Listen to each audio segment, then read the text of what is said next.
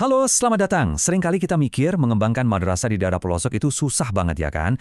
Nah, dalam paparan kali ini kita akan bedah sebuah peta jalan yang sama sekali beda, sebuah pendekatan yang justru dimulai dari kekuatan unik madrasah itu sendiri, yang sering banget kita abaikan. Oke, coba kita lihat bareng-bareng. Di satu sisi, kita lihat daftar keterbatasan yang kayaknya udah jadi makanan sehari-hari. Tapi, gimana kalau kita coba geser sedikit cara pandang kita? Gimana kalau jumlah murid yang sedikit itu bukan kelemahan, tapi justru jadi peluang emas buat hubungan yang lebih personal dan mendalam? Gimana kalau fasilitas minim itu justru undangan buat kita jadi lebih kreatif? Nah, ini dia. Ini adalah fondasi dari semua yang akan kita obrolin. Mengubah cara kita melihat masalah. Jadi, lupakan dulu soal proposal dana atau rencana bangun gedung baru. Titik awalnya itu ada di sini, di dalam kepala kita. Karena aset terbesar yang dimiliki sebuah madrasah kecil, madrasah di pelosok, itu justru sesuatu yang nggak bisa dibeli pakai uang, kedekatan. Dan konsep ini punya nama loh, madrasah berbasis kedekatan. Coba deh bayangin keunggulannya apa aja. Orang tua yang gampang banget dihubungi, nilai-nilai lokal yang masih kental dan bisa kita jadikan kekuatan, lingkungan yang super aman buat anak-anak. Ini bukan kelemahan teman-teman, justru ini adalah modal utama kita, modal yang paling berharga. Oke, dari pola pikir, sekarang kita masuk ke langkah-langkah praktisnya. Tapi, tunggu dulu. Kita nggak mulai dari yang kelihatan mata, seperti bangunan atau fasilitas. Perjalanan ini kita mulai dari sesuatu yang nggak terlihat. Yup, sebelum kita bangun tembok dan atap, kita harus bangun dulu jiwanya. Dan ini dia peta jalannya. Ada 6 tahap yang logis banget dan sangat bisa diterapkan. Perhatiin deh alurnya, keren banget. Kita mulai dari dalam, dari budaya dan jiwa. Lalu secara bertahap kita bergerak luar sampai nanti ke urusan administrasi. Yuk sekarang kita bedah satu persatu. Untuk tahap pertama, rasanya kutipan ini udah merangkum semuanya dengan sempurna. Madrasah kecil yang penuh cinta lebih menarik daripada madrasah besar yang dingin. Dalam banget kan? Inilah magnetnya. Bukan gedungnya yang megah atau fasilitasnya yang canggih, tapi cinta dan keteladanan yang ada di dalamnya. Nah, yang bikin semangat, lihat deh betapa praktisnya poin-poin ini. Ini bukan teori di awang-awang loh. Ini adalah hal-hal konkret yang bisa kita mulai. Besok pagi juga bisa. Menyapa setiap anak dengan hangat, kepala madrasah yang jadi contoh. Dari sinilah jiwa sebuah madrasah itu dibangun, dari hal-hal kecil yang tulus. Oke, setelah jiwanya mulai terbentuk, kita masuk ke tahap kedua, sumber daya manusia.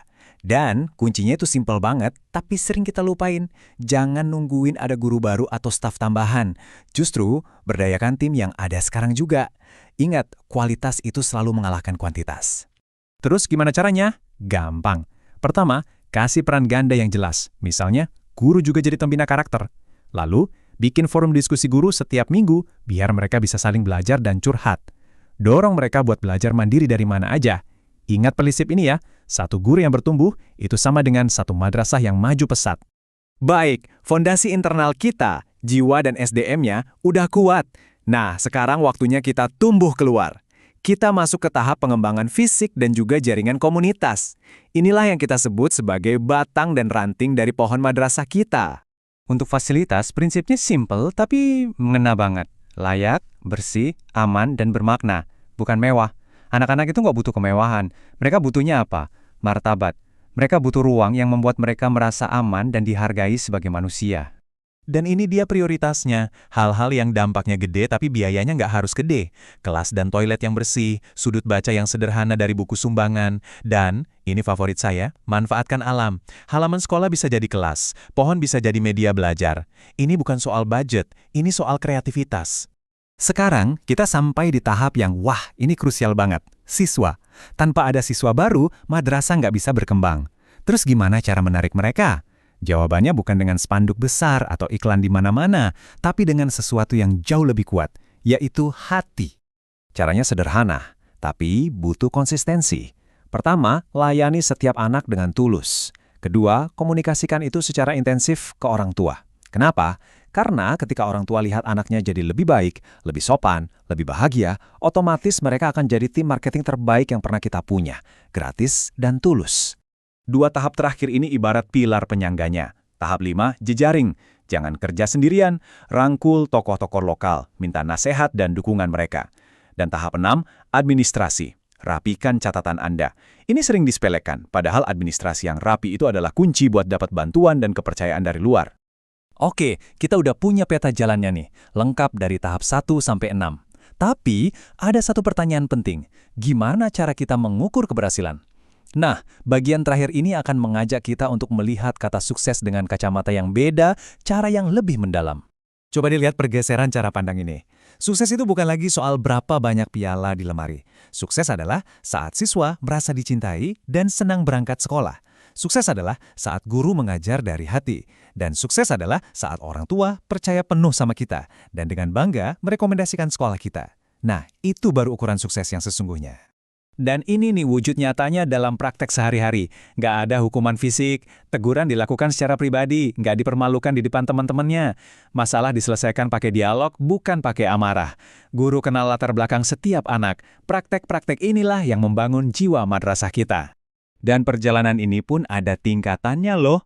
Kita mulai dari level bertahan, yang penting madrasah tetap jalan. Lalu kita naik level ke bertumbuh, suasananya jadi positif dan siswa bertambah. Dan tujuan akhirnya, menginspirasi, menjadi mercusuar, menjadi contoh baik bagi komunitas di sekitar kita. Dan sebagai penutup, yuk kita renungi bareng-bareng kalimat ini. Karena pada akhirnya semua itu ya kembali ke sini. Bukan soal nilai ujian atau megahnya gedung. Keberhasilan sejati itu adalah saat seorang anak pulang ke rumah, dia membawa akhlak yang mulia. Titik. Jadi, setelah semua paparan ini, pertanyaan terakhir bukan untuk saya, tapi untuk Anda semua yang mendengarkan. Lupakan dulu rencana besar atau proposal dana yang berlimpah. Pertanyaannya simpel saja. Langkah kecil apa yang akan Anda mulai besok